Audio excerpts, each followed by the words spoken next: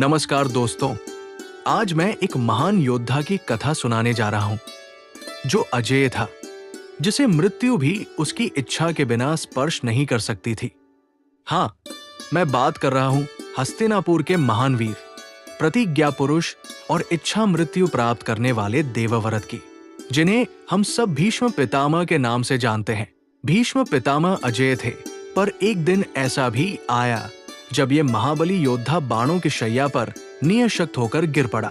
ये क्यों हुआ, कैसे हुआ, यही जानने के लिए आज मैं आपको एक रहस्यमयी और अद्भुत कथा सुनाने जा रहा हूँ। बहुत समय पहले हस्तिनापुर के लिए दुल्हन लाते समय भीष्म 3 राजकन्याओं अंबा, अंबिका और अंबालिका को ले आए थे, पर अंबा का मन पहले से ही किसी और राजकुमार में लगा था। जब भीष्म ने ये सुना, उन्होंने अंबा को वापस भेज दिया, लेकिन जिस राजकुमार से वो विवाह करना चाहती थी, उसने अंबा को स्वीकार करने से मना कर दिया, क्योंकि वह भीष्म द्वारा जीती हुई थी। अंबा का हृदय टूट गया। उन्होंने कहा, भीष्म, तुम ही मेरे जीवन के दुख का कारण हो। अगले जन्म में मैं तुम्हारी मृत्यु का कारण बनूंगी। क्रोध, अपमान और विरह में तपस्या की अग्नि धधक उठी।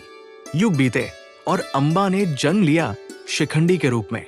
भीष्म जानते थे कि शिखंडी पूर्व जन्म में अंबा थे। उन्होंने प्रण लिया था, मैं कभी स्त्री जन्म लेने वाले पर शस्त्र नहीं उठाऊंगा। ये बात कृष्ण और पांडवों को भी पता थी। 10वें दिन का सूरज उगा। पांडवों की सेना डरी हुई थी, क्योंकि भीष्म को कोई रोक नहीं पा रहा था। अर्जुन भी उनके सामने आने से घबरा जाते थे, क्योंकि अर्जुन भी जानते थे कि भीष्म उन्हें पुत्रवत प्रेम करते हैं। कृष्ण ने अर्जुन से कहा, आज धर्म की रक्षा का समय है। शिखंडी को अपने रथ के आगे रखो। भीष्म उन्हें देखकर शस्त्र नहीं उठाएंगे और तभी तुम प्रहार कर पाओगे। युद्ध भूमि में शंख फूंक उठा। अर्जुन ने शिखंडी को आगे खड़ा कर अपनी गांडीव धनुष उठाई।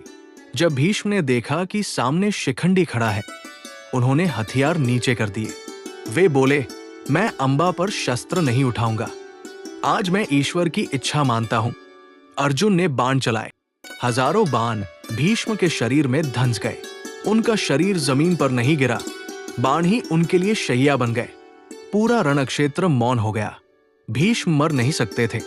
उनके पास वरदान था कि वे इच्छा अनुसार ही मृत्यु चुनेंगे। वे बाणों की शैया पर लेटे सूर्य के उत्तरायण होने का इंतजार करते रहे। उन्होंने वही लेटे-लेटे युधिष्ठिर को धर्म, न्याय, राजधर्म और जीवन के महत्वपूर्ण उपदेश दिए।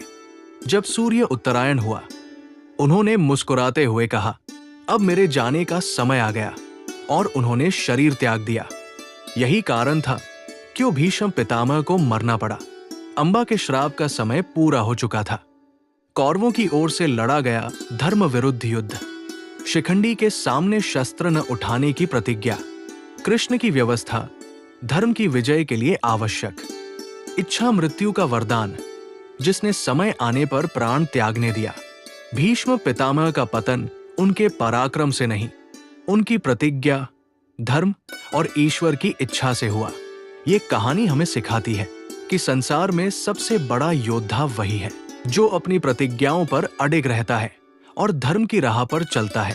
दोस्तों, कैसी लगी आपको भीष्म पितामह की ये कथा? अगर कहानी अच्छी लगी हो तो वीडियो को लाइक करें और ऐसी ही रहस्यमयी और अद्भुत कथाओं के लिए हमारे चैनल को सब्सक्राइब करें। धन्यवाद दोस्तों।